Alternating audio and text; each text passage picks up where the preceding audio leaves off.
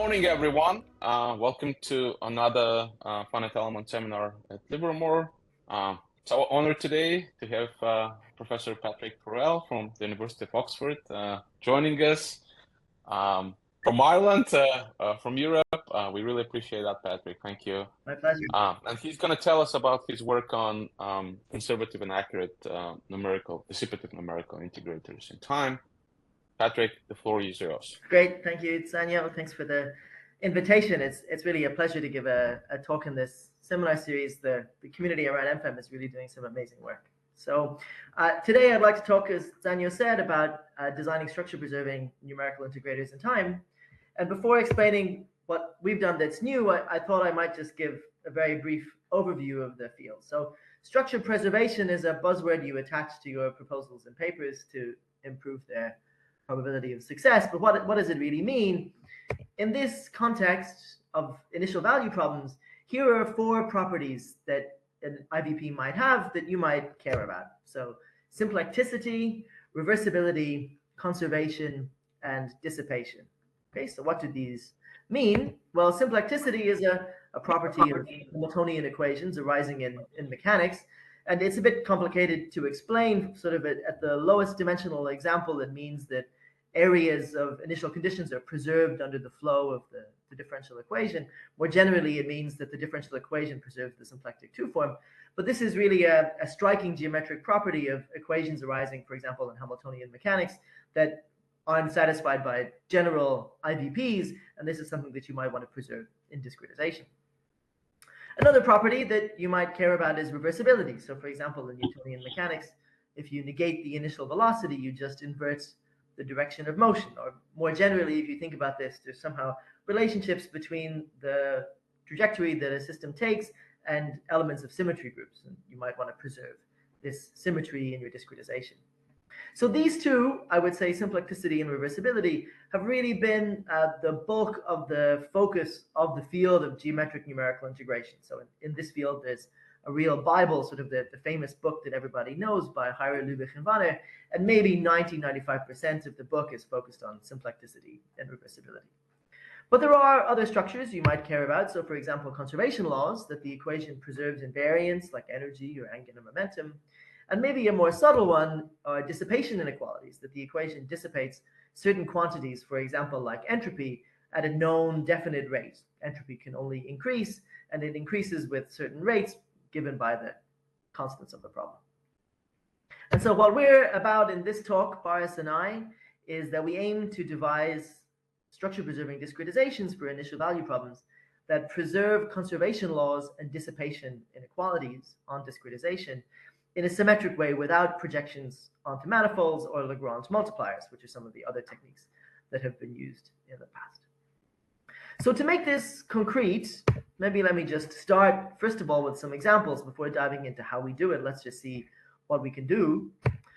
So let's start with everybody's favorite ordinary differential equation, the two-body problem described by Kepler in 1609, or at least understood from data in 1609. Of course, it was explained by Newton in the Principia a century or a bit later.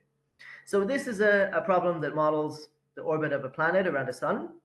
If you non-dimensionalize appropriately, it has the Hamiltonian that you see on the screen. And with that Hamiltonian, you induce the associated differential equations.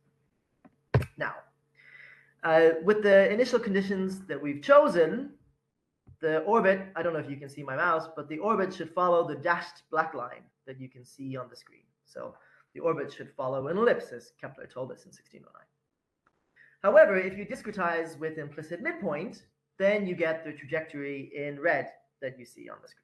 So let's think about it from the point of view of the invariants of the system, the conservation laws, or the properties, the structure-preserving properties that we care about.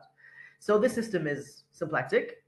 It conserves angular momentum and energy, and it also conserves another invariant that's perhaps less well known, but just as important, which is the Laplace-Runge lens, this LRL vector that somehow describes the orientation of the orbit.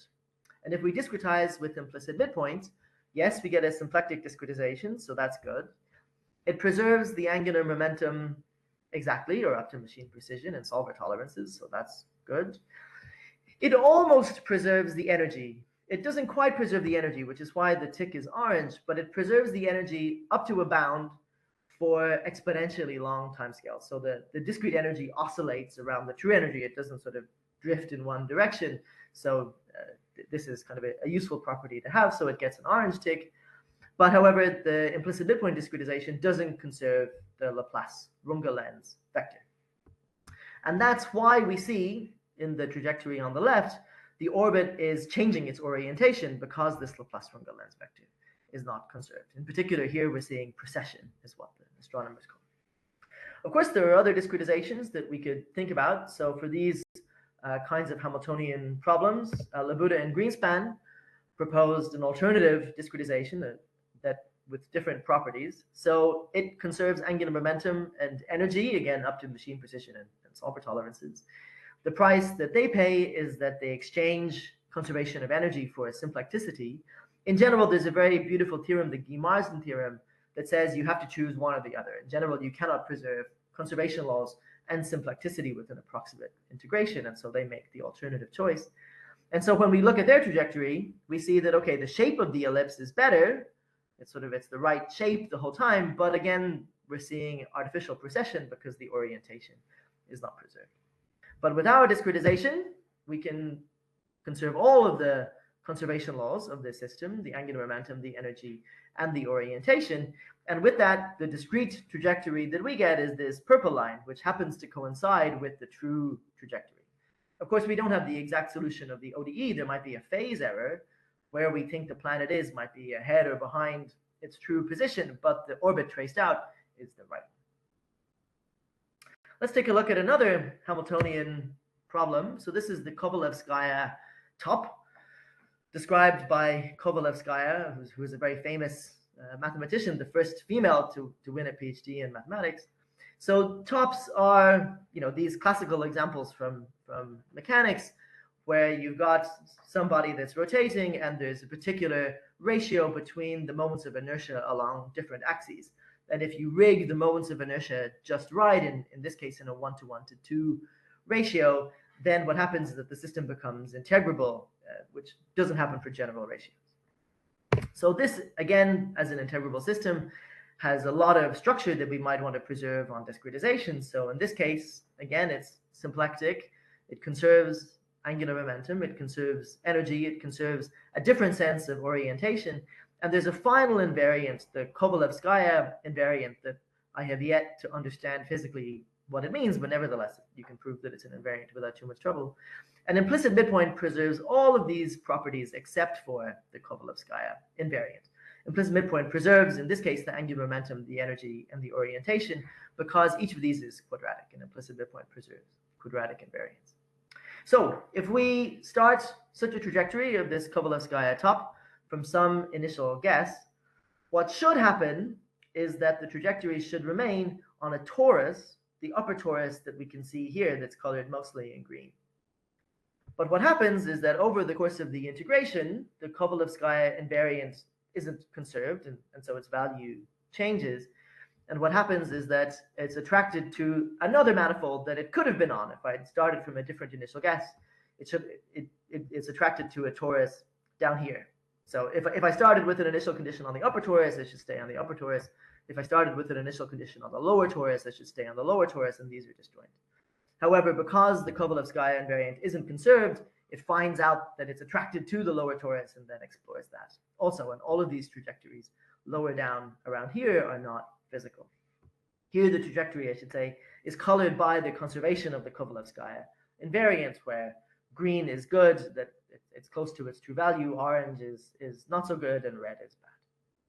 However, if we apply the framework that I'm going to describe, then we can trade symplecticity for conservation of all the invariants. And in particular, if we conserve the Kovalevskaya invariant, then we stay exactly on the right manifold forever.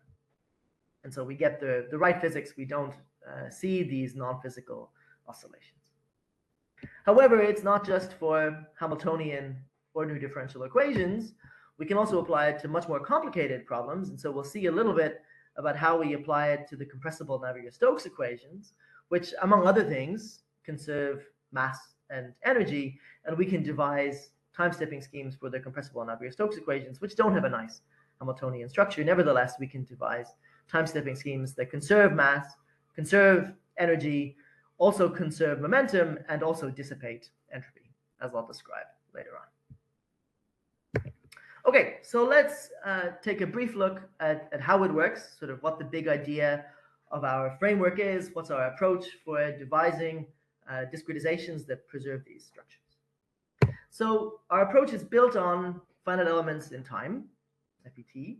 And so just to clear up a potential confusion right at the start, we're not solving for all time steps at once. This isn't a global space-time method. We're still time stepping, exploiting the causal structure of the problem. It's just that at each time step, we're considering a space-time formulation. And so to understand finite elements in time, let's first study something maybe that is probably more familiar, collocation Runge-Kutta schemes for an ODE u dot equals f of u. Okay, so the big picture of many, many time-stepping schemes is the following. We're at t equals tn at some point in our integration. We know u equals un, which might be a vector of real numbers, or it might be a function in some Banach space. And what we want to do is we want to compute the next value of the solution, un plus 1 at t equals tn plus 1. So a big picture, a general idea that captures a great many different time discretizations is the following. What I want to do is I want to find a polynomial of degree s on the interval tn to tn plus 1. So that takes in a real number and gives me something in a Banach space or a vector of real numbers. So I want to find a polynomial that satisfies, well, first of all, it should definitely satisfy the initial condition that I know, that u of tn is the data that I have. And then in order to determine a degree s polynomial, that's a vector space of dimension s plus 1. So I need to specify s other test conditions. And exactly what test conditions I specify will determine the discretization that I get. So once I specify s other test conditions, then that determines uniquely a polynomial. And then I evaluate that polynomial at the endpoint of my interval. And that's my next approximation. Okay. And so for a collocation Runge-Kutta scheme, the S test conditions that I might impose or I might demand are that the ODE is satisfied pointwise, that u dot equals f of u at S chosen points in the time interval between Tn and Tn plus 1. Okay, so that's what a collocation Runge-Kutta scheme looks like. We can rewrite those conditions, if we wish, in a variational way, which doesn't seem obviously useful yet, but will be. So we could think about integrating this equation over the time interval from Tn to Tn plus 1. And then I want to enforce the condition at certain chosen times in the interval. So I'll do that with delta functions. And so here are my S conditions written down with integrals and delta functions. But now if this holds for all of these S delta functions, it must also hold for things in their span.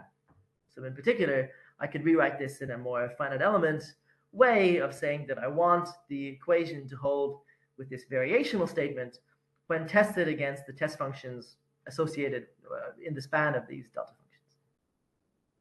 Okay, so that's what a collocation Runge-Kutta scheme does. A finite element in time scheme, or sort of the natural finite element in time scheme, is, I would say, perhaps simpler, which is that instead of choosing as your test set the span of a bunch of delta functions, if you want to impose S extra conditions, then you just choose polynomials of degree s minus 1 and demand that the equation holds for these test functions instead. And this is called the continuous Petrov-Galerkin discretization in time. This is kind of the natural finite element discretization in time. Why Petrov-Galerkin? It's because I've got distinct trial and test spaces. The trial space is continuous polynomials of degree s. The test space is discontinuous polynomials in time of degree s minus 1. And the reason why you have different test and trial spaces is because we want to impose the initial condition at the left endpoint. That's the one extra equation that makes the difference. Okay, why is this variational viewpoint useful? Why do we want to think about it in this way? Well, it turns out that there's a very natural duality between conservation laws and variational statements. So if I have some quantity of interest of the solution of my differential equation, J, the energy or something, that doesn't change, so J of un plus 1 is equal to J of un, Well, I can take this equation, and on the right-hand side, I can use the fundamental theorem of calculus to write that as the integral of the derivative. And then I can apply the chain rule to say what's dj dt? Well, it's dj du dt. And then I have an equation for u dot. I have an equation for du dt, so I can write that. And so all of these statements are telling me is that if I test the right-hand side of my equation, f of u, with this special test function, j dash of u, then I must get 0. Right? So in other words, every conservation law has an associated test function with it. And in fact, in our discretization, this is how we're going to represent the conservation laws that we care about. We're going to make the user write down the associated test functions for those conservation laws, and that's what we'll deal with. But it's not just conservation laws, because it's also the case for dissipation inequalities. If I have something that can only increase or decrease, well, I can still write the difference j of un plus 1 minus j of un in the exact same way as testing the right-hand side of my differential equation with an associated test function. But now when I do that test, instead of getting it equal to 0, I'll get something that has a definite sign that is either positive or negative, or non-positive or non-negative. So I can also represent dissipation inequalities with the same kind of scheme with their associated test functions. So the good news is that if we take this variational viewpoint in order to devise our time discretization, if this special test function is in our test set, then very naturally our discrete scheme must also conserve or dissipate j, right, just by construction. So that's the good news. The bad news is that most of the time, for most non-quadratic invariants, this special test function j dash of u is basically never in our test set, either the span of delta functions or the degree s minus 1 polynomials. So the big idea of our discretization is that what we're going to do is we're going to compute approximations of these special test functions. We're going to compute discrete approximations, that's what the tilde means, in our discrete test set, and we're going to modify the differential equation to use them. And so what this is going to do is going to give us a mixed formulation in time where, in addition to the variable u that we care about, we're also going to solve mixed systems for these approximate test functions. Okay, so that's the basic outline of how it's going to work, which is probably a little vague right now, but we'll get to the details in a moment. So the big picture is that we're going to start with some basic time-stepping scheme. Then we'll identify the associated test functions for the structures we wish to preserve, the conservation laws or dissipation inequalities. We're going to introduce a mixed formulation, solving for corresponding auxiliary variables. And then the part D is the part that's problem-specific. So this isn't totally automatic. You have to think on a case-by-case basis. And in particular, you've got to modify the right-hand side of the equation in order to use the auxiliary variables that you're computing in such a way that you can recover the conservation or dissipation inequalities. So we'll see how that works with an example. So let's do an example. Let's take a look at the Navier-Stokes equations. So to fix ideas, let's consider the incompressible Navier-Stokes equations in 3D. So I'm going to write the advection term in a convenient way that'll just make the vector calculus work out obviously. So I'll write the advection term as the cross product of the velocity and the vorticity. This is called the Lamb form of the advective term. And it means that this pressure is not the usual pressure, it's the Bernoulli or total pressure, but that's fine. Okay, so these are the equations that we want to solve. And I'm going to impose homogeneous Dirichlet conditions. One of the features of our scheme is that for PDEs, we're considering homogeneous boundary conditions or periodic boundary conditions. Okay, so the first step is to define the basic discretization that we're going to modify to be structure preserving. So what I'm going to do is I'm going to introduce a space of space-time functions x that are discretely divergence-free with respect to some chosen pressure space. So you might think concretely of Taylor-Hood, for example. So x are polynomials that are in time, it's continuous functions in time of degree s, and whatever spatial discretization you like, CG2 or something, that are discretely divergence-free with respect to some pressure space. And then the resulting CPG discretization is exactly as written to find u in that space such that u dot tested against v is equal to the right-hand side tested against v. And here, because we've chosen discretely divergence free spaces, the pressure gradient vanishes. Of course, in practice, you'll end up with a mixed formulation in time, but this makes the analysis easier. Okay, so just to emphasize that here, x is continuous in time of degree s, whereas the test space is discontinuous in time of degree s minus 1. Okay, so that's the basic CPG discretization, a straightforward finite element in time scheme. So our next task is to identify the structures that we wish to preserve. So what do we care about in this simulation? So in this example, we'll care about two things. First of all, we'll care about the dissipation of energy, so the kinetic energy. And we'll also care about the change in helicity, which is a topological measure of the knottedness of the flow. It's the inner product of the velocity and the vorticity. And it turns out that both of these quantities are conserved in the ideal limit. So if you send the Reynolds number off to infinity so that the viscous term vanishes, both of these quantities become conservations. Both of these quantities are conserved. Okay, so let's see how do we get a handle on the energy and the helicity. So at the continuous level, you derive a dissipation law for the energy by testing the weak formulation with the velocity itself. So if you test the equation with the velocity itself, you get the difference in the energies, and then we have an expression for du dt, which is the right-hand side of our differential equation. And now, this is why I've used the Lamb form for the advection term. We're testing u cross something with u, and so u cross something has to be orthogonal to u pointwise, and so this advection term must vanish. And so what we're left with is minus 1 over the Reynolds number times the h1 semi-norm of the velocity integrated over the time interval. And because that quantity must be non-negative, if I put a minus sign in front of it, it must be non-positive. Okay, so the incompressible viscous Navier Stokes equations, you have a dissipation law for the energy. So here it becomes a conservation law in the ideal limit, and in the non-ideal case, you have a dissipation law with asymptotics sort of 1 over Reynolds number.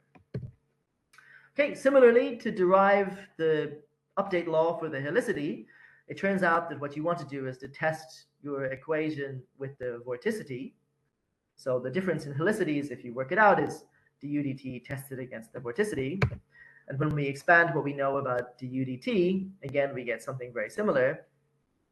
And here we have vorticity cross something dot with the vorticity. So again, this first term, the advection term, must vanish. And so now we're just left with minus 1 over the Reynolds number, the inner product of the gradient of u and the gradient of the vorticity integrated in time. Now, in this case, we don't have a definite sign for this quantity. That inner product could be positive or negative, but nevertheless, we have control over this is the update law for the helicity. And in particular, in the ideal limit, this becomes a conservation statement. Okay, so the upshot of this step B is that in order to get a handle on the structures that we wish to preserve, what were the special test functions? They were the velocity itself, and they're the vorticity. And so to replicate these laws discretely, we're going to need approximations of the velocity and the vorticity in our discrete test space x dot. Okay, so our next step is thus to introduce variables, auxiliary variables, approximating these associated test functions. So here's sort of a first formulation where now, this is my mixed formulation in time, I want to find u in x, w1 in x dot, w2 in x dot, such that this equation holds. And here, these second and third equations are purely diagnostic, right? The first equation entirely drives the dynamics, and then just we post-process what should w1 be. It should be the projection of u onto x dot. What should w2 be? It should be the projection of the vorticity onto x dot. So that's step C. And now here's the bit where we have to think. So I know that if I want to recover the energy dissipation law, I want to test the first equation with w1, right? w1 is a valid choice for a test function because it's in x dot. So when I choose w1 to be the test function here in this first equation, I know that I want this advection term to vanish. So how can I do that? Well, I can do that by, instead of using the primal velocity u in this advection term, I could use the auxiliary velocity w1. And then that would guarantee that when I test v equals w1, this advection term would vanish.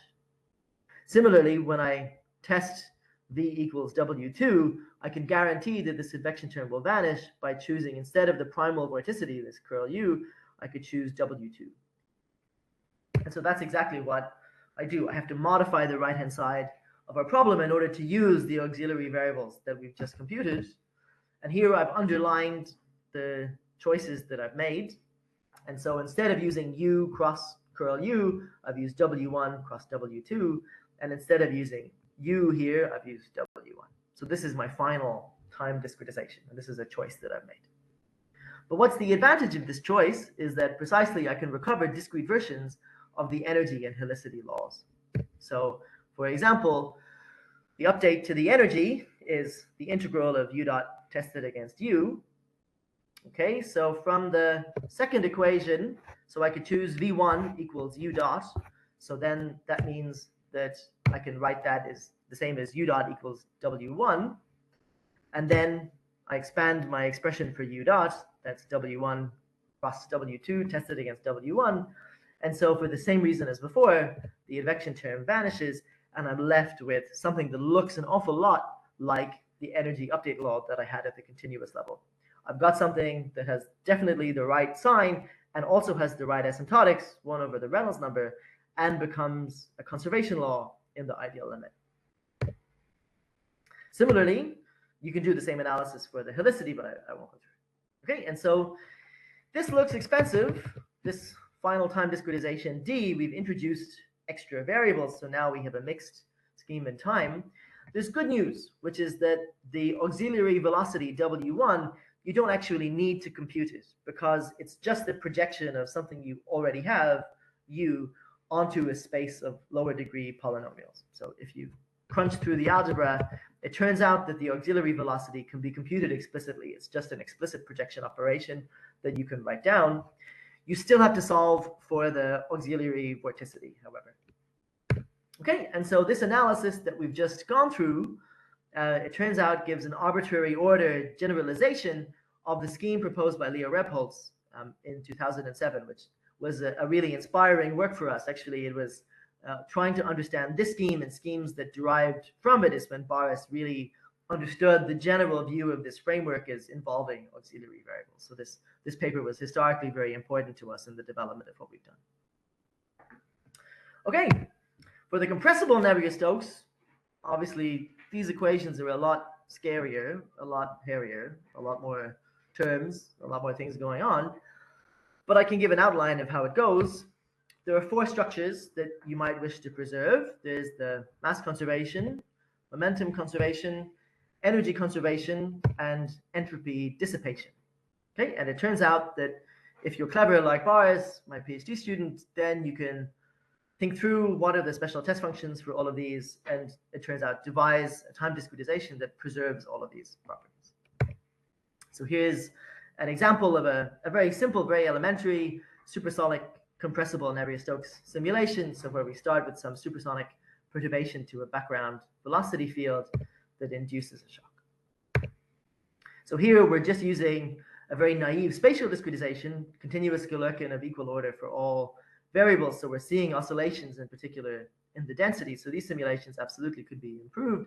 But from the point of view of what we were doing, we were only caring about the time discretization. And from that point of view, I think the properties of this time discretization are very interesting. So the associated test function for mass conservation is no great surprise that the density test function is 1 and you set everything else to 0. And so it's kind of hard to break that in a time discretization, but nevertheless, so you don't need to introduce any extra variables to solve for this. This is something that comes for free. For the energy conservation, this is the associated test function. And indeed, we, up to solver tolerances and machine precision, conserve energy exactly as it's traded off between kinetic and internal energy. I won't show you momentum because it's vector valued, so you probably don't care. But the associated test function for entropy dissipation was something that turned out to be quite interesting. So it turns out that the right test function for the temperature is the inverse temperature, which should please Boltzmann and friends.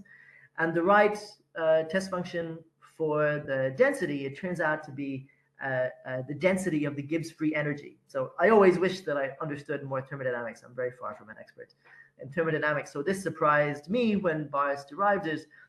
If it's obvious to you why this should be the case, then I'd love to chat about it after. But here you go. If you introduce suitable auxiliary variables and modify the equation appropriately, you get a time discretization that provably must have non-decreasing entropy. Okay, let's go back and take a look at a simpler problem, the Kepler problem, and see how that works in some depth. So the two-body Kepler problem, the planet going around the sun, has three invariants. It's got the energy, a kinetic and a potential energy term. It's got the angular momentum, which is the cross product of momentum and position. And it's got this Laplace-Runge lens vector that somehow describes the orientation of the orbit. It turns out actually that neither Laplace nor Runge nor Lenz were the ones to first derive this. Because it's kind of important but not so obvious, it's been re-derived by many, many people, including Hamilton and everybody over the years. It also, as an interesting historical footnote, it turned out to be quite important to Wolfgang Pauli's analysis of the hydrogen atom in quantum mechanics. So Pauli understood hydrogen from a quantum mechanical point of view precisely through this angle of attack, this Laplace-Runge lens vector, the hydrogen atom being a two-body problem. And he submitted the paper, I think, a week before Schrödinger submitted his paper describing the Schrödinger equation. Okay, so these invariants are all related to each other. So there are equations that relate them. And in particular, in two dimensions, which is what we'll consider, it's enough to conserve H and A to conserve all three. So if you conserve H and A, you get L for free. That's not the case in three dimensions, but you can extend the analysis we'll discuss. Okay, so here are the equations of motion. We're writing things in canonical coordinates. So the skew-symmetric matrix B is canonical. Okay, so how do we derive the conservation of energy? It's quite straightforward. So the difference in the Hamiltonian between xn plus 1 and xn is by the fundamental theorem of calculus, the integral of the time derivative, and then applying the chain rule, that's grad h tested against x dot, and then you expand x dot, which is b times grad h, and because b is skew symmetric, the integrand must vanish, and so you're left with 0. And the other invariants, which I'll generically call q, also have the property that grad q tested against b grad h must be 0. So this is why these are invariants of the system. Okay, so let's first consider a basic standard CPG discretization of the Kepler problem. So I want to find x in the space of degree s polynomials mapping from the interval Tn to Tn plus 1 into R4, satisfying the initial condition that I know for a given time interval, such that the equation holds for all test functions of degree s minus 1. Okay, and in particular, if I choose the lowest order discretization, so I'll choose s equals 1 throughout, and then I approximate the integrals with the one-point Gauss-Legendre quadrature rule, this gives you exactly implicit midpoint. So this is what implicit midpoint looks like. We've already seen this picture. This is what the orbit is for a fixed time step, and we've already seen what properties it conserves. It conserves symplecticity and angular momentum, almost but not quite conserves energy, but doesn't conserve the orientation. Okay, so that's step A. So let's first modify this scheme to conserve energy. So with our framework in mind, what do we need to do? We want to compute an approximate grad h tilde in x dot, so an approximation of the special test function for the energy conservation, and then we want to find somewhere to use it in the right-hand side of the differential equation. Okay, so here's what that might look like formally. So in the second equation, we're computing the projection of grad h onto x dot, onto the space of degree s minus 1 polynomials, in this case constants in time. And then there's a pretty obvious place in the equation where grad h shows up. It's in the right-hand side of the equation. So instead of using grad h, I'll use grad h tilde. So that seems Very straightforward. So again, just like in the incompressible Navier-Stokes case, this is more expensive than necessary because you can evaluate the projection in the second equation explicitly. It's the projection onto degree s-1 polynomials of something that you have. So this is something that can be evaluated exactly. So it turns out that there's a more practical statement of this formulation where you introduce an explicit projection operation, P. Okay, and so this is the practical statement of this energy conserving discretization. And if you use the right quadrature rules, it turns out that this is an alternative derivation, sort of from quite a different viewpoint, of a classical scheme known in the literature proposed by Cohen and Heyer in the early 2010s. So this is the energy preserving scheme of Cohen and Heyer. Okay, and so here's what that does. We haven't seen this picture before. So here's what the trajectory looks like. It's not symplectic. It doesn't conserve angular momentum. It doesn't conserve orientation, but it does conserve energy. So at least that's something in its favor. Okay, so that's sort of the intermediate stage. Now let's modify the scheme to also preserve this Laplace-Runge-Lenz vector, and then we'll get the angular momentum for free. So this Laplace-Runge-Lenz vector is really two extra invariants because it's a vector with two components. So I need to compute now special test functions for these two components of A in my test set, and then I need to modify the right-hand side appropriately. So computing the approximate test functions doesn't seem so hard, but modifying the right-hand side is a little bit trickier because unlike grad H, these don't show up in the ODE. So how do we, where can we plug in our approximate test functions? Well, what we need to do, or what we decided to do, there could be other ways to do it, is that we want to modify the right-hand side so that you get the right orthogonality property that you want if you perturb the skew-symmetric matrix B. So what we're going to do is we're going to introduce a skew-symmetric perturbation delta B that's such that this equation is satisfied, so that we'll get the right conservation property. And if you go through the maths, so how do you decide what delta B should be? What we do is we minimize its Frobenius norm subject to skew symmetry and the orthogonality above. Okay, and so if you go through the maths of what that constrained optimization problem looks like, what it involves is solving an independent 2x2 linear system at each quadrature point in the time interval. So it adds extra cost, but not that much more. It's not that bad. Okay, and so if you write down the formal statement of the discretization, here's what it looks like. We want to find grad H tilde, grad A1 tilde, grad A2 tilde, and we introduce this delta B that's a function of grad H tilde, grad A1 tilde, grad A2 tilde. And again, I won't go through the details, but this can be rewritten purely as a problem in the primal variable x. So you don't actually, in this ODE case, ever need to introduce auxiliary variables. They're purely there for the analysis. And if you do this, this is exactly the discretization that we got before. So it loses symplecticity, but on the other hand, it conserves angular momentum, energy, and the Laplace-Runge-Lenz vector. Okay, and so let me just conclude with a final example. Sorry, Tanio, I thought the talk was 45 minutes, but anyway, maybe we can talk for longer. Let's take a look at an example of a Hamiltonian PDE. So here's a nice Hamiltonian PDE, the Benjamin-Bona-Mahony equation, which is used to study waves. It supports solitons and so on. So it's got a lot of nice structure. So here, what's maybe interesting about this equation that might be unfamiliar to some is that it has mixed derivatives between space and time. So there's a time derivative of the second spatial derivative.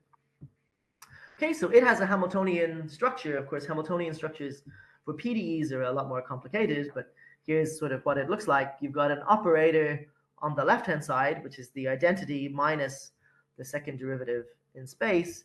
And then you've got a Hamiltonian, which is this integral here involving u squared and u cubed with some weights.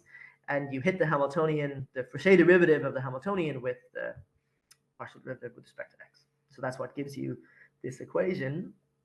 So as well as the Hamiltonian, which is conserved, this also has exactly two other invariants. So it's got a linear invariant, I1, which is just the integral of u. It's got a quadratic invariant, which is the h1 norm squared of u, and it's also got the cubic invariant h. So this is quite a pretty equation with a very pretty structure that has a linear, quadratic, and a cubic invariant. Okay, so the general formulation of the systems that we consider is that we've got some operator m acting on the time derivative on the left-hand side. We've got some skew-symmetric operator b acting on the derivative of the Hamiltonian on the right-hand side. And of course, being Irish and being in Ireland, I have to remind you that William Rowan Hamilton was Irish and did all this work in Dublin. And so this conserves the Hamiltonian by the usual argument that the update in the Hamiltonians you can write as the integral in time of the time derivative, which applying the chain rule gives you this. And then because m inverse b is assumed to be skew-symmetric, this integrand on the right-hand side must vanish. Okay, and so if you ask Boris, or rather Boris does it by himself, to follow a similar analysis of what should the auxiliary variables be, it turns out that the right auxiliary variable to use is m to the minus star, so the conjugate of the inverse of m acting on the Hamiltonian of u, which is not obvious to me. I wouldn't have guessed this before writing it down.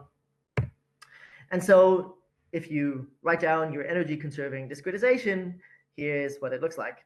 So you end up solving for an auxiliary variable that looks like this quantity here, and then you use it in the primal equation instead of where it would have been before, instead of h dash of u. Okay, unlike the ODE case, here we really do need to solve for these auxiliary variables. You can't evaluate them explicitly because now they involve solving PDEs. Okay, and so let's see just how this energy conserving discretization works. So let's take a look at a very simple case for this BVM equation, a soliton that travels rightwards at a constant speed. Okay, and so in the movie that I'm about to show, we'll also move the camera at the right speed so that if everything is working correctly, what we should see is a static image. Okay, so I'm going to move the camera with the soliton. So here's what it looks like at t equals 0. So things are looking good, I would say. This image looks pretty static, looks pretty stationary. I can't see anything. This is with a Gauss-Legendre discretization that will preserve the linear and the quadratic invariant, but it doesn't preserve.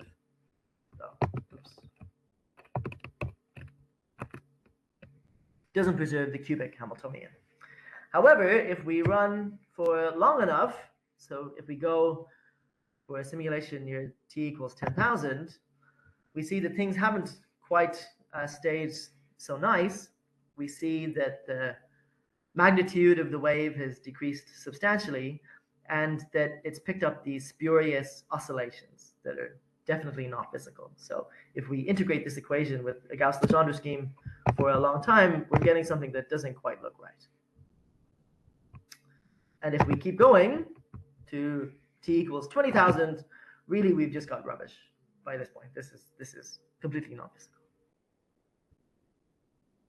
However, if instead of following Gauss, we follow Boris, so here's what it looks like. So at t equals 0, again, not much is happening, so I'll spare you the details. But at t equals 10,000, things are still very, very nice. Right? So the discrete soliton is very, very slightly shifted away from where it should be, because this is an approximation where we have a difference in speed in the third or fourth digit, and when you integrate over t equals 10,000, this is sort of the difference that accumulates. But at least physically, the solution looks very, very much like what it should be. And these are both, I should say, third order schemes. So these are both structure preserving high order discretizations, but it turns out that the energy conserving one seems to be much superior. And even when we go to t equals 20,000, things are still working just fine. Our discrete soliton has shifted very slightly to the left, but other than that, this is entirely reasonable. Okay, And so the good news is that we can conserve the character of our soliton even over extremely long timescales where symplectic discretizations break down. Okay, so let me conclude. So we can now, with some work that's problem specific, discretely replicate many conservation and dissipation laws. And I think that there could be a lot of interesting applications. I'd love to hear if you have any in magnetohydrodynamics and multi-component flows, viscoelastic fluids, geometric PDE, the Lorentz system, all kinds of other places. And with that, I'll conclude. Thanks very much. Thank you very much for this really interesting talk, Patrick. Getting some virtual applause here. Very elegant method. Okay, questions for Patrick. I see Mike has one. Mike, yeah. Please unmute and just ask. Yeah, sure. Can you hear me? Yep. Yes. Yeah, I love the talk. How much have you thought about the hyperelasticity problem? Are you familiar with like the discrete gradient approaches by Gonzalez and Simo? I haven't thought about it very much. We've only just really started looking at it. It is a bit tricky, but maybe Boris, can you say a few words? I know you've been thinking about this more than I have. So certainly for hyperelasticity as a Hamiltonian system, sort of, I think it'll be straightforward to conserve the energy. If there are other invariants, then we need to think about it. Yeah, actually the momentum is easy because you just use the midpoint rule. But the energy, because you don't typically have quadratic forms for the energy, then you have to make approximations on the quadratic forms. Yeah. And then, obviously the energy will be right in the discrete form, but it'll drift from, might be I was wondering if there's any other invariants you could look at to help with that, or is there another way in space-time you can fix it to improve? Yeah, and then also we're interested in constraints. So like we have these bodies that are contacting, and we have to make approximations on those constraints too. Yeah, so I certainly haven't thought about contact at all. I appreciate that's a very difficult problem. I think we can, without too much stress, Boris will correct me if I'm wrong, devise a discretization that conserves energy and momentum, even though the energy is not quadratic. Okay, all right. Well then, yeah, that's kind of what we're doing. That's like maybe that's just the best there is, but yeah, but I'd love to talk more. In particular, I don't know much about how it works when you've got contact constraints. So maybe if there's something that we could read. Those two are nonlinear, so you have to come up with an approximation to them that hopefully doesn't drift and things like that. Yeah. Yeah, I'm happy to put. Oh, here's one more question. How important is simplicity? Is that okay? I mean, I really always have a hard time wrapping my mind around, conserving phase space. What does that really look like? It never seems to be that important. I think it depends on your problem. So I can absolutely imagine cases where I would prefer to preserve symplecticity than conservation. And in particular, if I were going to be running a simulation sort of with ensembles of many, many different initial conditions, then preserving symplecticity is really a statement that somehow you get the statistics of what those look like, right? So, for example, if you had some chaotic system that you wanted to do many simulations with many different initial conditions, I think you'd probably be better off, I've never done it, preserving symplecticity than preserving a conservation law for any one individual simulation. But you always want energy because that makes it stable, right? Indeed. Well, yeah. So I think this is, in some ways we've been maybe agnostic to this question.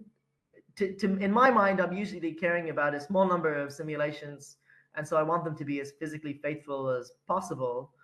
But there could legitimately be cases where people make the alternative trade-off.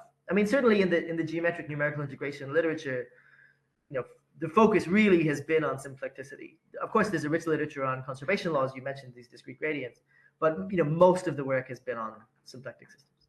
Great, thanks. Really interesting talk. I really enjoyed that. Maybe I'll just ask the second question. So you had these projected entropy test functions for compressible Navier-Stokes. Was there any particular trick to how you would incorporate them, like including like the Gibbs free energy part into the Navier-Stokes equations? Because you do have to do this replacement, right? Yeah. So it turned out in this case that if you use the right variables for solving the compressible Navier-Stokes equations. There's sort of a natural place to hook them in. So I don't have the details to hand, but it's all written down in the archive paper that we submitted this month on exactly if you want to look it up. But yeah, but there was nowhere the required like extreme devilish trickery to plug in the auxiliary variables. Perfect. And just out of curiosity, do you remember the Reynolds number for that case? I don't. Boris, do you remember?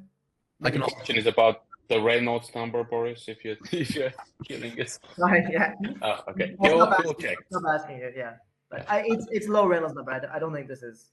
Okay. I can look it up in the preprint. Enjoy the talk. Thank you. Thanks very much. Patrick, this is Ben Southworth. I enjoyed your talk quite a bit, and probably my question is obvious. I'm curious what the structure of the linear systems looks like when you add these constraint variables. Mm-hmm. Well, you've got mixed systems, and you need to solve them somehow, right? So this is the linear systems sort of have the flavor of implicit Runge-Kutta schemes. In that it's the same kind of thing. You've got a dial S that you can turn up, and then you have multiple copies of the spatial discretization that you have to solve at each time step. So they're like implicit Runge-Kutta scheme systems, which I know you know well and love, but they're harder because now you've also got mixed formulations, and so you've got auxiliary variables to solve for. Right. So it's kind of a different coupling structure based on what you're imposing. So this I think will be really key to making these schemes, practical for real problems. I'm always impressed seeing Sanyo's presentations that you guys really solve real problems. And so I'm not saying that this is what you should run off and do tomorrow. I think in order to make this useful, I think we need to figure out how to solve these systems efficiently. But, there's been a lot of interesting work, including by you, on how to solve implicit Runge-Kutta linear systems, and I think some of that can be adapted. And so the one property that these schemes would have would be similar to the collocation methods in that they're inherently not explicit, I assume.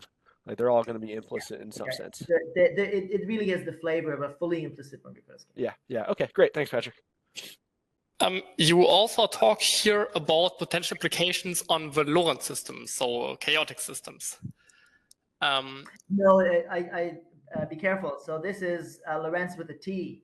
So that Lorentz system is the one for charged particle dynamics in the presence of electromagnetic fields, not the Lorentz, the famous Lorentz system from the Galerkin approximation of a Rayleigh-Bernard. Okay, but still, for these chaotic systems, we still have invariants and we have attractors. Do you see some application in there? Because we had some interesting systems where we were unable to resolve the bifurcation diagrams properly because I think something seems to be off. I don't think this is something where I have anything to say yet, but I think it's a very interesting direction for future research, right? Because of course, as you rightly point out, there are other deeper senses of structures that you might wish to preserve in discretization, like attractors of chaotic systems, that we don't have a good handle on. I don't think they fit in this framework. So I don't think I can say anything useful about them, but I also accept this isn't the last word in structure preserving discretizations in time. Okay, thanks. Thanks.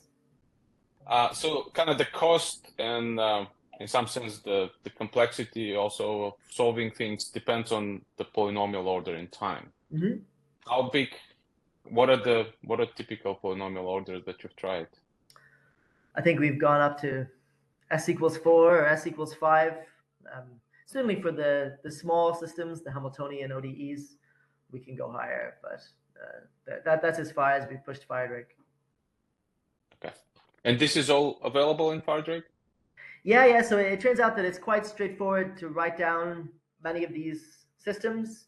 So, you start with the mesh of the spatial domain, and then you take a tensor product with an interval for the space-time problem, and then you can write down the space-time problem quite nicely. So we've with the archive preprint, we released the code that we used, and certainly at least the later ones when we've had a better handle of what was going on, I think it's actually quite elegant to write down the space-time system. Yeah, I agree. And then of course let UFL and the automated linearization and the form compiler deal with all of the complexity under the hood, right? Whereas maybe if you're implementing this yourself in lower level code, it might be a bit trickier.